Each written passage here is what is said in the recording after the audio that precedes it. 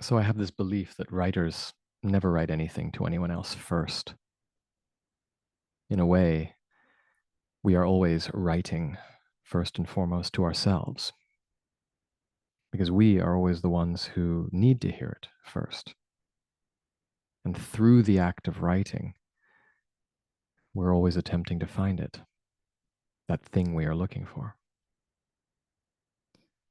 And this is one of those examples from my own past, something that I wrote when I was in the midst of a decade of chronic illness, when I'd stopped writing, in fact. I stopped doing anything but going to doctors and languishing in bed, sick, unable to move, speak, or think. And I began to feel as if the very purpose that I had been put on this earth to accomplish was slowly slipping through my fingers. And so I wrote this to myself. And as was my habit, never published it because it was only for me. It was what I needed to hear at the time. And so perhaps now, maybe it can be of use to someone else. You have gifts. You can feel them. Those who know you have seen them. But at night, when you look up at the ceiling before dozing off into oblivion, you feel the pain that comes from thinking that you just haven't got enough time and energy to make good of them. In the never-ending swirl of chores and tasks and to-do lists, you hear your soul's whisper over and over, "Give yourself to me, give yourself to me. What is it all for if you cannot give yourself to me?" And then your alarm clock rings like a starting gun, and you have to face the interminable rat race of the world all over again. Bang, they're off. But not you. Oh no.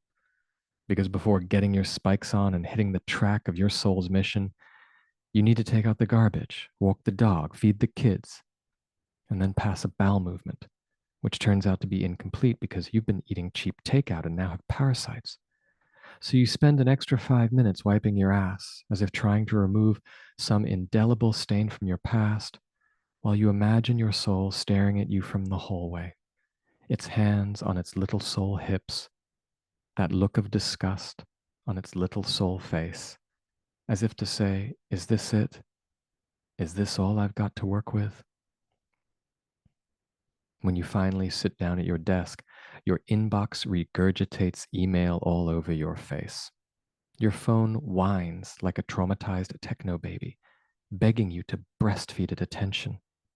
You try to meditate, but all you can muster is a minute of silent hyperventilation. It's 8:45 a.m., and you already want to punch the sun, the moon, and the stars in the face. Your soul has become nothing more than a naive fragment of yourself that's totally unprepared for the unvarnished truth of real life.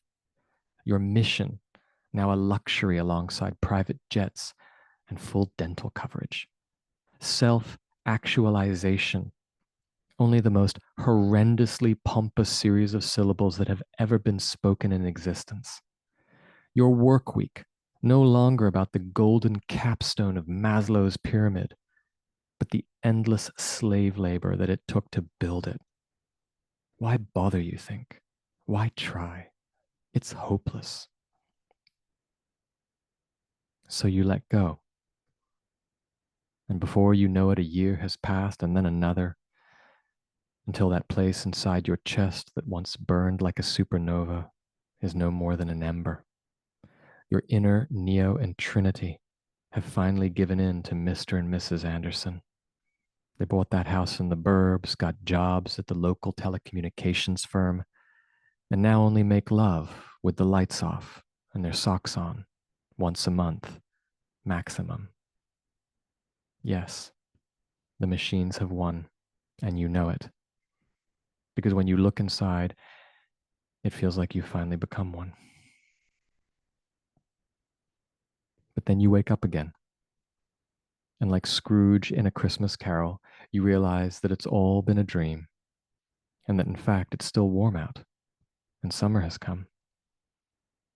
You're still in the ring with some courage in your bones and some breath in those lungs and enough strength in your arms to give that mission one last love lunge.